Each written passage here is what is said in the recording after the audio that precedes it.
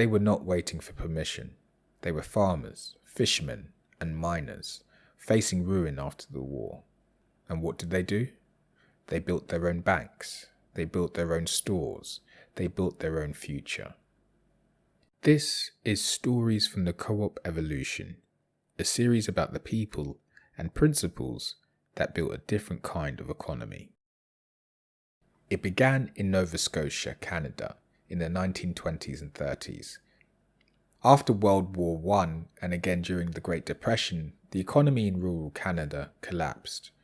Fishermen were trapped in unfair contracts by middlemen who took the lion's share of their profits, and farmers faced relentless cycles of debt that threatened to take away their land. Coal miners were out of work. No one was listening. No banks would lend them money. No government support was coming. These people were shut out of the system. But instead of waiting to be saved, they took matters into their own hands. It started with a priest, Father Jimmy Tompkins. He believed the poor didn't need charity, they needed knowledge.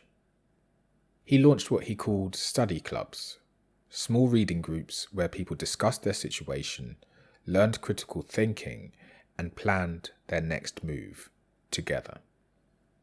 His cousin, Dr. Moses Coady, helped take it further. Together, they formed the Extension Department at St. Francis Xavier University, offering support, training, and a sense of purpose. They didn't just teach the Rochdale principles, things like democratic ownership, member control, and community benefit. They showed people how to live them. Study clubs became credit unions. Credit unions became cooperatives. People didn't just learn how to read, they learned how to own. One fisherman's savings became a neighbour's loan. One study group became a storefront, stocked, staffed, and owned by the community. Within a decade, there were over 200 credit unions across Nova Scotia. This was more than a response to poverty. It was a movement for dignity, self-determination, and local control. But it didn't last. Not because the model failed, but because it wasn't built to carry itself forward.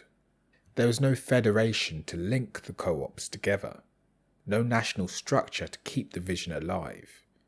As time went on, the movement became professionalized. The credit unions hired staff. The university took more control. Training programs became top-down. Leaders passed away, and funding dried up. And with that, the grassroots energy faded. The co-ops remained, but the movement behind them drifted. What started as a living culture became an institution. And without shared culture, shared direction, or shared memory, the Antigonish Movement, as a movement, disappeared. The Antigonish remind us, co-ops alone aren't enough. Without structure, culture, and interdependence, movements fade. If we want to build again, we can't just create isolated projects.